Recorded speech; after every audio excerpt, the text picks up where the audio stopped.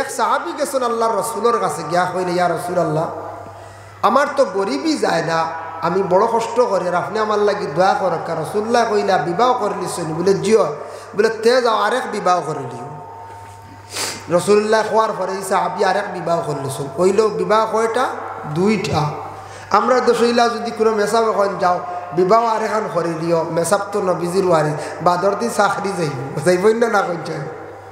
মসজিদের ইমাম সাহেব হক্কা আর গ্রামের কোনো আলিম সাহেব হক্কা বাদর দিন কইবা এই মেসাবর দাল লইয়া না বলে কিতাব বেটা বাড়িতে আগুন লাগাইতো স্যার কইবাই না কইছে। কইবা মেসাবে বাদ বুদ্ধি দিছ কইন বিবাহ আরেখান করতাম। নবীজি কইলা বিবাহ আরেখান করিলি ওইটা আল্লাহ গরিবি দূর করবো। তাই বিবাহ করলা কয়েকদিন গেল গিয়া না কোনো গরিবি আব যায় না।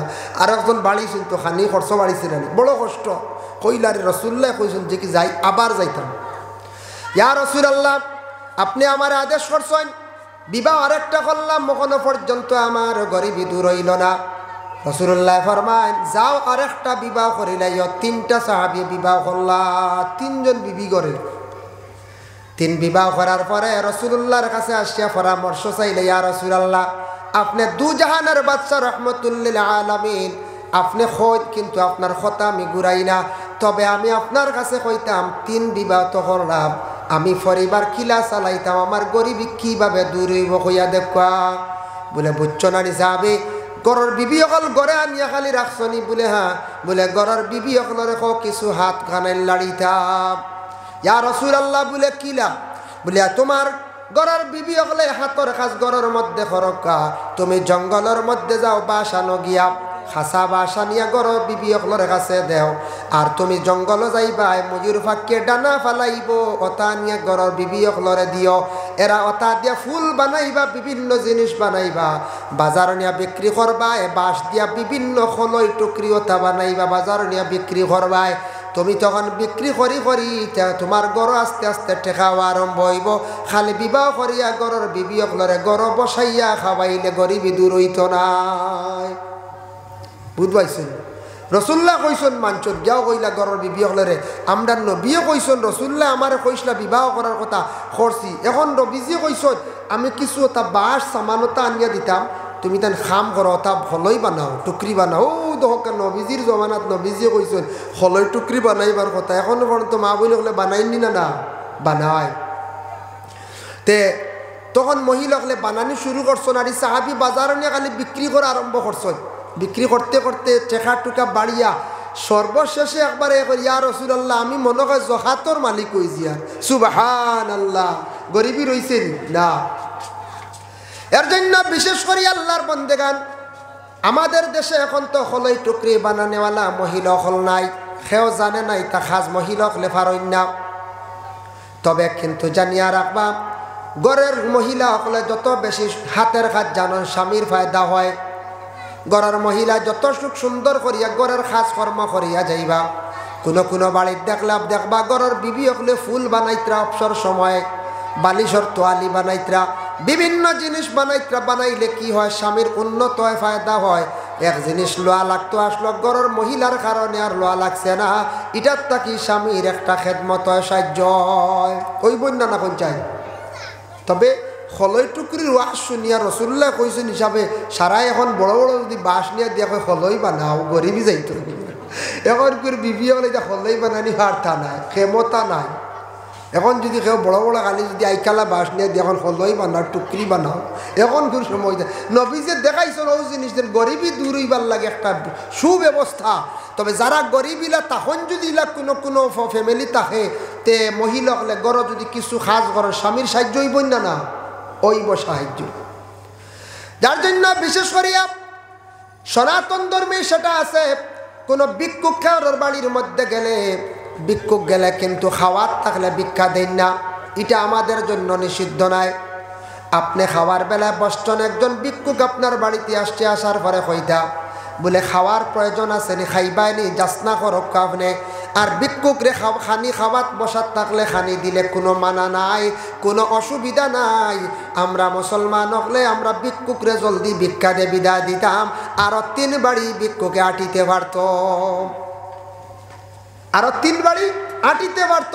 এর লাগে আমরা ইলা মনে করতাম না দেন খাওয়াত্রে বা বিকাইতাম না যে হারে না জি নাই তা মানা নাই তারে যাচনা করতাম ভিক্ষুকরা যদি কোনোদিন খানি দেন তাহলে গরো আনিয়ে খানি দেন জানি বারে দেন না জানি খাইয়া দোয়া করব তার আত্মা শান্তি হইব 3 নম্বর ইয়া তাকসে গিয়া আমাদের দেশে মানুষে মনে করেন রাইট টেকা দিলে বুঝিনি টেকার বরকত উঠি যায় গরিবি আয় এটা আমাদের সনাতন ধর্মের বাই তাদের শাস্ত্রে তাদের গ্রন্থে আছে আমাদের ইসলাম ধর্মে বিলকুল নিষিদ্ধ নাই আপনি টেকা টুকা দক্কা কোনো বাধা নাই তবে আমি একটা আমল আপনাদের সম্মুখে আমি উপস্থাপন করি আর শুনিয়ারা হয় একটা আমল হইয়া দিয়ার টেকার মধ্যে বরকত হইব হাত তাকি টেকা ছাড়ত নাই আল্লাহ টেকা মানে সম্পদের মধ্যে বরকত হইব লেনদেন করতে সময় ও তরিকা করবা সামনে অবস্থানের জাত লেখা আছে আল্লাহ হজরতের লেখা আপনি টেকা কোনো মানুষের হাত তাকি লইতে সময় সোনা লক্কা যে কোনো জিনিস লক্কা বিসমিল্লাহির রহমানির রহিম হইয়া লইবা টেকা লইন না নি আপনি 2000 1500 লইতে সময় বিসমিল্লাহ হলে হলে হইয়াগুলো লইন জানি আর আপনিও যেদিন টেকা যারে মনে হয় দেখা দোকানদার দেখা কোনো ফাওয়ান্দার ব্যক্তি কইসন দিতে সময় আপনি টেকাটা দিবার আগে কইবা ইন্না লিল্লাহি ওয়া ইন্না ইলাইহি রাজিউন কইয়া টেকা দিবা তবে ইন্না লিল্লাহি গো কেউ জোরে কইবা না বেটা ডরাইছি বুঝাইছি বেটা ডরাইছি কইবরি আমার টেকা দিতে ইন্না লিল্লাহি মারিলি ট্রাইন না কিতা না জ্বালাইয়া দিলা আস্তে আস্তে কইন জানি বলে ইন্না লিল্লাহি আগে পড়ি যাবা দেও টেকাটা দেন জানি ইগু আমল করলে ফায়দা আছে টেকা আত্মাকে ছাড়তো না দিনে দিনে খালি ইতাত বরকত হইব সুবহানাল্লাহ ছোট্ট ইগু একটা আমল ওগু আমল করেন জানি তবে জোরে কইন না জানি যাই হোক আল্লাহর বন্দেগান এর জন্য আমরা রাত্রিবেলা যদি টেকা গড় থাকি বাহিরিয়া দেন কোনো অসুবিধা নাই এটা আমরার লাগি মানা নাই এটা অন্য ধর্ম আমরার লাগি কোনো মানা নাই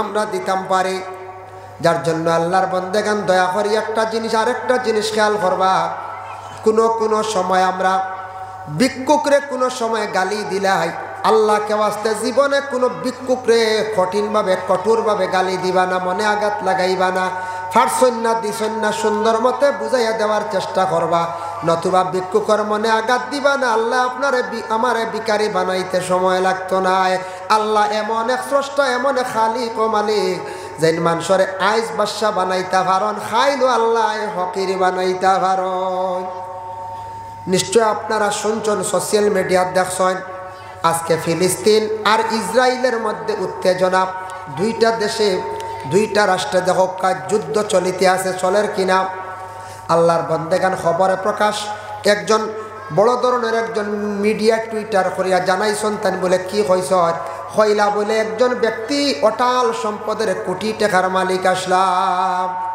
তান শুধু একটা বিল্ডিং আসলো তান কোটি কোটি টাকার মালিক না ওটা বাড়া দিয়ে চলেন বিরাট বড় শহর বিল্ডিং আসলো হঠাৎ দেখা যায় অন্য দেশের সেনারা কি করছেন বম ব্লাস্ট করছেন বমটা বিশেষ করিয়া তান বিল্ডিংয়ের উপরে কেন্দ্র করিয়া মারা হয়েছে হয়তো পড়ছে এমন অবস্থা হইল কয়েক কোটি মিলিয়ন বা ট্রিলিয়নের বিল্ডিংটা একবারে ধ্বংস হয়ে গেল এই মানুষের আর অস্তিত্ব নাই আজকে কোটিপতি আসলা বর্তমান সময় তানি ভিখারি হয়ে গেলা ও হইনি আইস বাদশাহ খাইল হকির হইনি না বাদশাহ আসলা বিল্ডিং ভাঙ্গিছে হকির হয়ে গেছেন নানি এই বিল্ডিং বানাইতে কয়েক বিলিয়ন টাকা লাগবে ইটা আউরি বিল্ডিং না সৌদি আরব গেলে এক বিল্ডিং দেখবা ইটা এক ফিলারের টাকায় আমরা ফার্স্ট বিল্ডিং হয়েছি আমি নিজে দেখি অবাক এক বিল্ডিং দেখছি যার কারণে 1 কোটির টাকায় আমরা ফার্স্ট বিল্ডিং হয়েছি ইলা এক বিল্ডিং আমি নিজে দেখছি যার কারণে বিশেষ করিয়া আজকে বাদশাহ কালকে হকির নিয়ে না যাই হোক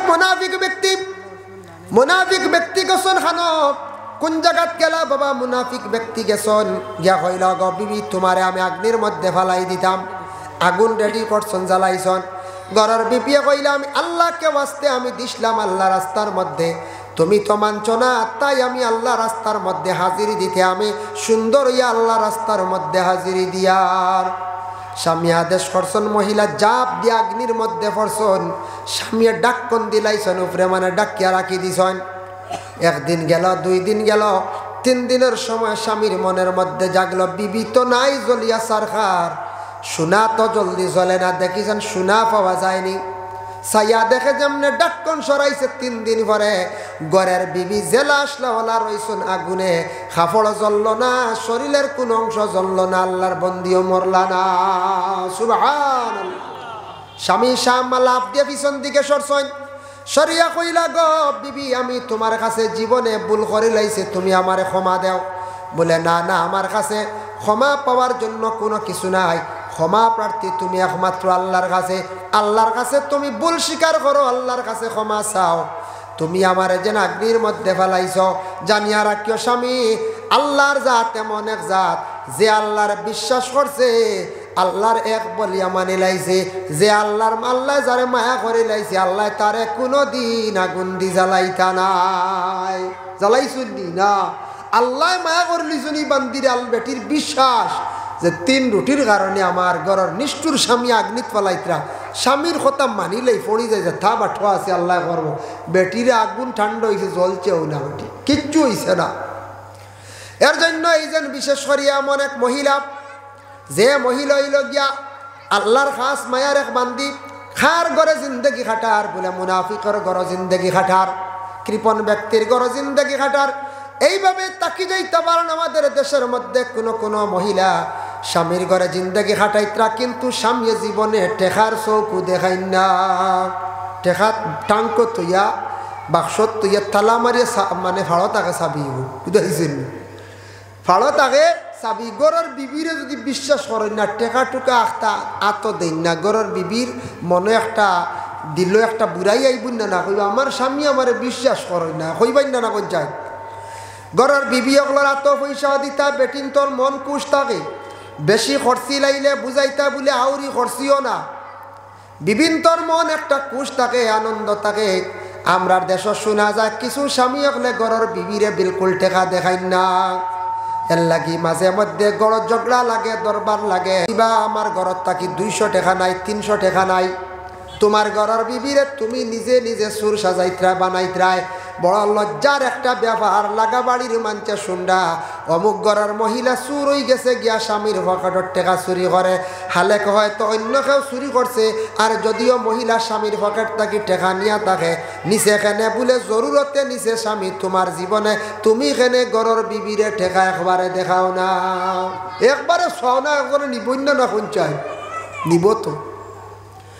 ছোট ছোট বাচ্চারা স্কুলে যায়, 10 টাকা 5 টাকা কইনিতা দিতা, না দিলে আর একবারে জিনিস লাড়িব, দোকানে গিয়ে বিস্কুটও হাত দিলাইব, দিবই না কোন যায়। বর্তমান সময় তো লাগানি কিছু বাচ্চান তোরা টাকা দিতা স্কুলে যাইতে সময়, তবে বেশ দিতা না, বেশ দেখুন তোরা নষ্ট করতা না।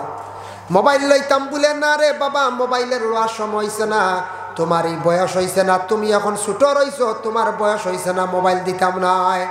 20 টাকা 30 টাকা 10 টাকা লাগে, বাচ্চান্তরে কিছু টাকা পয়সা দেন জানি আনাইলেই বাচ্চা লুব পড়িয়া লগর বাচ্চানতে স্কুল খাইবা মিঠাই পাইতো না, খেয়ার টান মারিয়া বুঝিয়ার বগট দৌড়ি লাইব, ধরবো না হয় একটা বিস্কুটও ধরবো, চকলেটও ধরবো, আর নালিশ আইব স্কুলের মাস্টারও শরমিন্দ হইবা, কইবা তোমার ছাত্র ওটা করছে, আর বাড়িত মানছে কইবা তোমার হুয়াই ওটা লাড়িছে, ই আপনার হুয়াই গিয়ে লাড়িত কেনে। এগুর সমাধানও যাইতা, টাকা পয়সা আপনার ছেলেরা মেয়েরে দিতা, মাঝে মধ্যে দিতা, আইজ দিছেন না বলে বাবা কোনো মানুষের জিনিসপত্র লাড়িও না, চুরি করিও না। ও বাবা পড়াত গেছ, কোনোদিন কোনো মানুষের জিনিস তুমি হাত দিও না, আমি তোমার আজ দিতাম পারিয়াম না, কালকে দিমু হইয়া সন্তান সান্ত্বনা দেও। বাচ্চারা ওলা বুঝাও, বড় হয়ে গেছে গিয়া 5-7 বছর 8 বছর, বাবা মোবাইল দেও বলে আবো না, আবার তোমার মোবাইল দেওয়ার সময় হয়েছে না, বাচ্চাদের খুব কন্ট্রোলে রাখার চেষ্টা করো। যেই দিন তার স্কুলে কইব মোবাইল লাগে, এখন তো স্কুলে প্রায় ক্লাস 6 বা 7 যাওয়ার পরে মোবাইল লাগে, অনলাইনে বিভিন্ন ক্লাস আছে, অনলাইন সিস্টেম আছে, দেওয়ার প্রয়োজন হয়ে গেছে দেখবা। কিন্তু এর আগে ছোটবেলা বাচ্চান্তরে মোবাইল না দিয়া বিরত রাখা, নতুবা বাচ্চা একবারে বরবাদ হইবা, ধ্বংস হইবা। আমি নিজে দেখছি বাবা, মাত্র 3 বছরের বাচ্চা ইউটিউব খোলা জানে, আমি নিজে অবাক, মাত্র 3 বছর 36 মাস হব হয়েছে না, হে ইউটিউব খুলিয়া সার বুঝবাইছেন, ইগু শিখলো কান থাকি, ও তো মায়ে শিখাইছেন বাবায় শিখাইছেন, ইগিয়ে বাদে ইউটিউব ছাড়া আর বুঝবাইব নি কোনটা। একবারে ছোটো বাচ্চার এখানে মোবাইল দাও, মোবাইল দিয়ে তৈ দিলা বাবে ফোন করিয়ালে রিসিভ করিয়া বাচ্চা গিয়ে হ্যালো আব্বা গর নাই, মানে তার টাইম মোবাইল হে ইউটিউব দেখে, হঠাই দেখে না কোন যায়, হাট্টুশালি দেখে। ও তো ছোটোবেলা মোবাইল কি আপনার বাচ্চারা তো কন্ট্রোলে রাখতা, ছোটো থাকতে দমক দিতা, বিলকুল মোবাইল কম বয়সে দিন না জানি তার মোবাইলের দিকে তার মাইন্ড হয়ে যাব, ঘুরি যাব, এগু পড়ার দিকে মনোযোগ থাকতো না, এগু মসজিদকে পড়া পাইতো না, স্কুলে বেশ পড়া পাইতো না। মোটামুটি বুঝদার হইয়ালে পড়ার সিস্টেম গিয়ে পৌঁছালে তারা মোবাইল দেয়, কোনো বাধা না। এর জন্য বিশেষ করে আমি ও আয়াতের ব্যাখ্যাত আলোচনাতে আসলাম, ওয়াকবিদুনা আইদিয়াহুম, মুঠ বড় শক্তি থাকবো, শক্ত থাকবো কার? মুনাফিকদের। এরা আল্লাহ রাস্তার মধ্যে খয়রাত করতে বড় দিলটা শক্ত থাকবো, জানো বড় মায়ের পড়বো, গরিব দুঃখীরে সাহায্য করতে বড় মায়ের পড়বো, মসজিদ মাদ্রাসার চান্দা দিতে জানো বড় মায়ের পড়বো বাবা। এর লাগে আল্লাহ জানাইছেন কোরআনের মধ্যে, ওয়াকবিদুনা আইদিয়াহুম, এরার মুঠ বড় শক্ত থাকবো। দুরূদ শরীফ পড়ো কা আল্লাহুম্মা সাল্লি আলা রোজারা যাইতে হবে কবরে, এই কাজ একদিন আসবে পরে, সেই বন্ধকার কবরে। আল্লাহুম্মা সাল্লি আলা সাইয়্যিদিনা মাওলানা মুহাম্মদ ওয়া আলা আলি সাইয়্যিদিনা মাওলানা মুহাম্মদ। যাই হোক, এত সময় কোরআন থেকে আমি আলোচনা করলাম মুনাফিকদের কয়েকটি আলামত, মানে কয়েকটা বৈশিষ্ট্য কোরআনে হয়েছে। এখন যাই আমার নবী সাল্লাল্লাহু আলাইহি ওয়াসাল্লামে মুনাফিক সম্পর্কে কি বার্তা দিলা। আল্লাহর রাসূলের হাদিস, আয়াতুল মুনাফিকে সালাসুন, ইজা হাদ্দাসা কাযাবা ওয়া ইজা ওয়াআদা আখলাফা ওয়া ইজা তুমিনা খানা। আল্লাহর রাসূল ফরমান মুনাফিকদের তিনটা বৈশিষ্ট্য হইবাই। এক নম্বরে থাকছে গিয়া মাতিতেও খালি সে মিছা মাত মাতিব, মাতর মধ্যে খালি মিছা মাত থাকবো, মিছা মাতর অভ্যাস করি লাইব, মিছা মাত মাতাইটা পেশা বানাই লিব, সাধারণ হয়ে যাব। মিছা মাততে এদিন গুনাহ বিলকুল বয় করতো না, খালি সবসময় মিছা মাত মাতিব, নিজে মিছা মাত মাতিব, অন্যরা দিয়ে মাতাইবার চেষ্টা করব, মিছা সাক্ষী দিব কৌটো গিয়া, মিছা মাত মাতিব, মিছা তহমত তুলিব। মিছা কি জিনিস, মানে মিথ্যা কি জিনিস সে বুঝতো নাই। এর জন্য আল্লাহর বান্দাগান জানিয়া রাখুন, এই অভ্যাসটা, এই খাসিয়তটা তাদের মধ্যে পাওয়া যাইব। এর জন্য মিছা মাত মাতা হইয়া থাকছে গিয়া গুনাহ কবিরা। আপনার আমার মিছা মাতটা কি বাবা বাঁচার চেষ্টা করতাম। ইজা হাদ্দাসা কাযাবা ওয়া ইজা ওয়াদা আখলাফা, আর ওয়াদার খিলাফ মানুষে তার জীবনে করব। ওয়াদার খিলাফ করব বলে আমি অমুক দিন তোমারে টাকা দিব, সে কিন্তু বন্দা দিত নাই। অমুক দিন তোমার বাড়ির যাইব, কিন্তু সেই বন্দা যাইত নাই। অমুক দিন তোমারে আমি ও জিনিস দিলাইম, সে কিন্তু দিত নাই। আমার মেয়ে তোমার লগে বিবাহ দিব, কিন্তু সে দিত নাই। কোনোদিন কোনো ছেলে কইল আমি তোমার বিবাহ কর্ম হইয়া করত নাই, কোনো মেয়ে কইব আমি তোমার বিবাহ কর্ম জীবন সাথী বানাইব, কিন্তু ওয়াদা রাখত নাই। ইলা ওয়াদা হইলেন ওই একদিন বিচারে গান হইল, এক মহিলায় উঠিয়া কইলে আমার বঞ্জিতরে দিমুরে বা। হে কইছে তো তাই ওয়াদা দিলেইছুন বঞ্জি, বঞ্জি এই লালন ফালন করিয়া বড় করছন, মা মরি গেছলা, বঞ্জি দিবা কইয়া ওয়াদা করছন নানি, বঞ্জি দিবা কইয়া ওয়াদা করছন, হে মুই ওয়াদা করছন, বাদে তো দেই না। এর আগে কিন্তু মইয়ে বহু টাকা খাইছন, বহু টাকা খাইছন, বুঝাইছুন, বহু টাকা খাইছন বঞ্জি দিবা বলিয়া জীবনে ওয়াদা করছন। তখন কিতা করছে, ছেলেটা জীবনে দেখছে সেই মেয়েটারে আমি বিবাহ করবো, আমার জীবনে বিবাহ করলে হয়তো আমার জীবনটা সুন্দর হইব, তার মনে যাচ্ছে।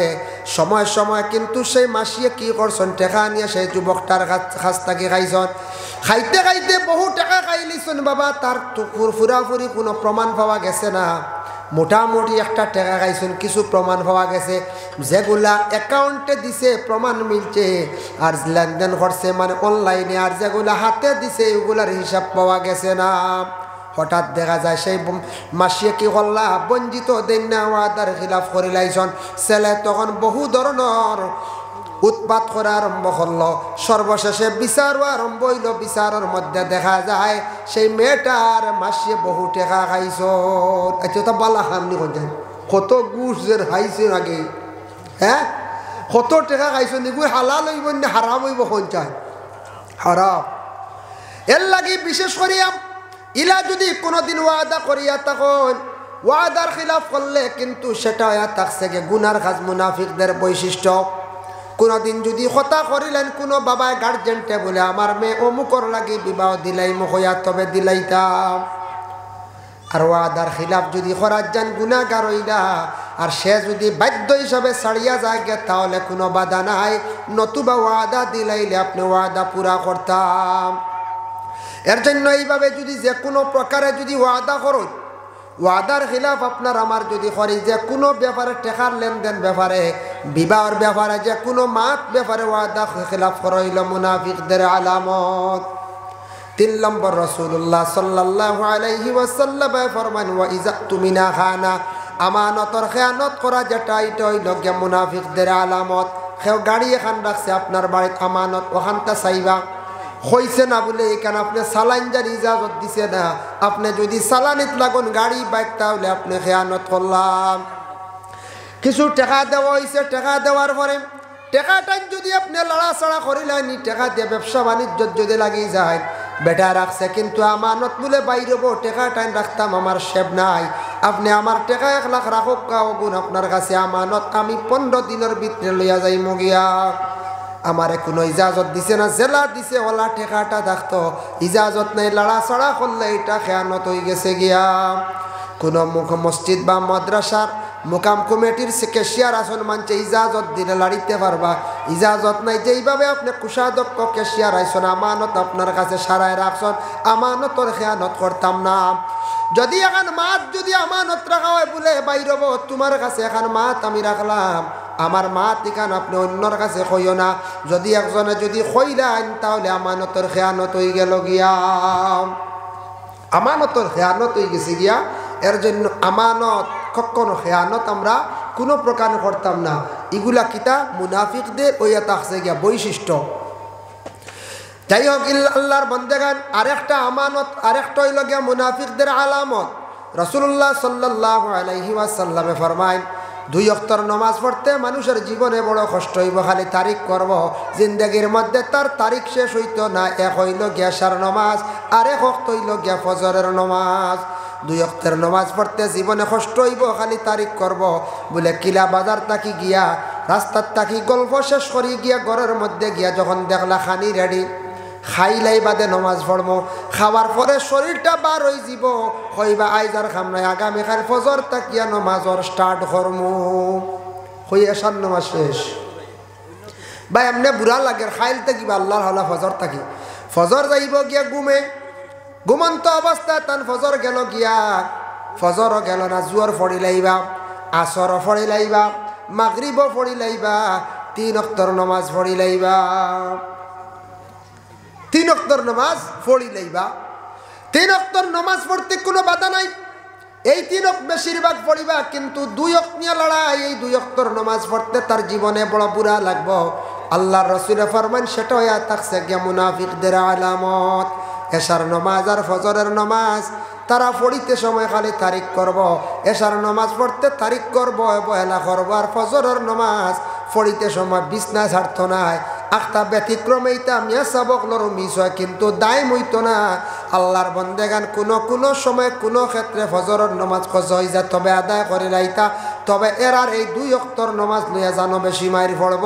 আল্লাহর রাসূলে ফরমান আর একটা বৈশিষ্ট্য তাদের মধ্যে পাইলাম, যার জন্য আল্লাহর বন্দেগান রাসূলুল্লাহ সাল্লাল্লাহু আলাইহি ওয়াসাল্লাম ফরমায় এই ধরনের আলামত যদি তুমি তাদের মধ্যে যদি ফাইলাও, জানিয়া রাখবা এরা কি, এরা ইয়া থাকছে গিয়া মুনাফিক।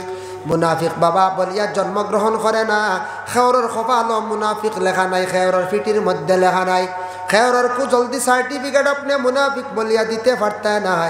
যার যারি খাসিয়তের দ্বারা সে মুনাফিক। যদি এই ধরনের বৈশিষ্ট্য তাদের মধ্যে যদি ভাবা যায়, এই ব্যক্তিয়া থাকছে গিয়া মুনাফিক।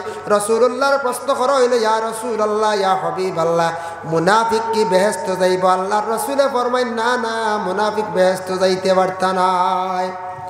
ইয়া রাসূলুল্লাহ, এরা তো নমাজ নু পড়েন, বলে নমাজে বাঁচাইতে পারত না। ইয়া রাসূলুল্লাহ, এরা দেখলাম জিকির করেন। রাসূলুল্লাহ ফরমায়েন, তারা নমাজও পড়ব, দেখবা রোজাও রাখবো, জিকিরও করব, কিন্তু অন্তর এখান খুব বেশি বাদ থাকবো তারার। মানুষের বালাই দেখতে পারতো না, মানুষের লাগি বালা কখনো জিনিস রাখতো না, সব সময় মানুষের ক্ষতি করার অভ্যাস তাদের মধ্যে থাকবো। 2 নম্বরে থাকছে গিয়া এই যে আলামত যেগুলা কইলাম রাসূলুল্লাহ ফরমান, এগুলা যাদের মধ্যে থাকবো তাদের সম্পর্কে আল্লাহর যাতে একটা ফয়সালা দিছেন, ইন্নাল মুনাফিকিনা ফিদ-দারকিল আসফালি মিনান নার। আল্লাহ জানায় বান্দারে আমি জাহান্নামের মধ্যে সবচাইতে নিচের স্তবকা, নিচের যে স্থান, এইটা মুনাফিকদের জন্য আমি রাখছি। বাবা দেখুন জানি আগুন জ্বালার পরে সবার নিচে আগুনের তাও বেশি থাকে না উপরে থাকে, বেশি থাকে তলে, আংরা আংটা এগুলা নিচে থাকে না। এইভাবে জাহান্নামের সবচাইতে নিচের যে স্থান যেটা হবে সেটা কিন্তু মুনাফিকদের জন্য আল্লাহ পাক রব্বুল আলামিন তৈয়ার করিয়া রাখছেন। আবার আল্লাহ কোরআন অন্য জায়গার মধ্যে ঘোষণা করেন, বাশশিরিল মুনাফিকিনা বিআন্না লাহুম আযাবান আলীমা। হে নবী বুশরা আপনার জন্য বুশরা মানে খুশখবরি। নবী গো আপনি জানিয়া রাখুন, আপনার কাছে যারা সামনে আসছে দুশ্মনী সামনে আসছে বালা মাতিছে সরিয়া দুশ্মনী করছে, সমালোচনা করছে, যারা এইভাবে করিয়া যাইব এই মুনাফিকদের জন্য একটা আপনার কাছে সুসংবাদ জানাইয়ার, বিআন্না লাহুম আযাবান আলীমা। আমি আল্লাহ যাতে তাদের জন্য দর্দনাক বড় কঠিন আযাব তৈয়ার করিয়া রাখছি। এরা আযাবকৃত, এর জন্য বিশেষ করিয়া আল্লাহ পাক রব্বুল আলামিন দুনিয়ার জমিনও আপনারা আমার ফাটাইছেন মানুষের বালাই দেখলে খুশ হইতাম, ওটা হইল গিয়া দিল বালাওয়া। মানুষ বিপদগ্রস্ত হইছে তারে সাহায্য করতাম, আর পারি না দোয়া করে সাহায্য করতাম।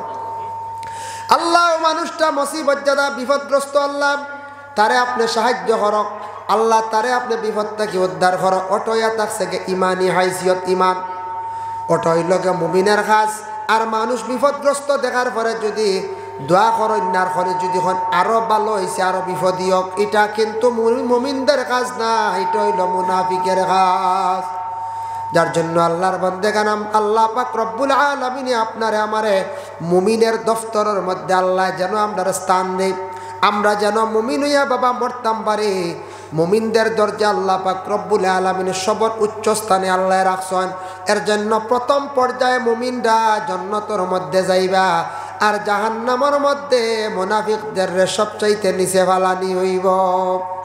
হযরতে আবু হুরায়রা রাদিয়াল্লাহু তাআলা আনহু তাকি বর্ণিত, একদিন সাহাবায়ে কেরামগণ সম্মুখে ছিল, আল্লাহর রাসূল সাল্লাল্লাহু আলাইহি ওয়াসাল্লামে বর্ণনা করলেও সাহাবীরা শুনো, জাহান্নামের কতটুক চওড়া এবং কতটুক তার লম্বার দিক জাননি?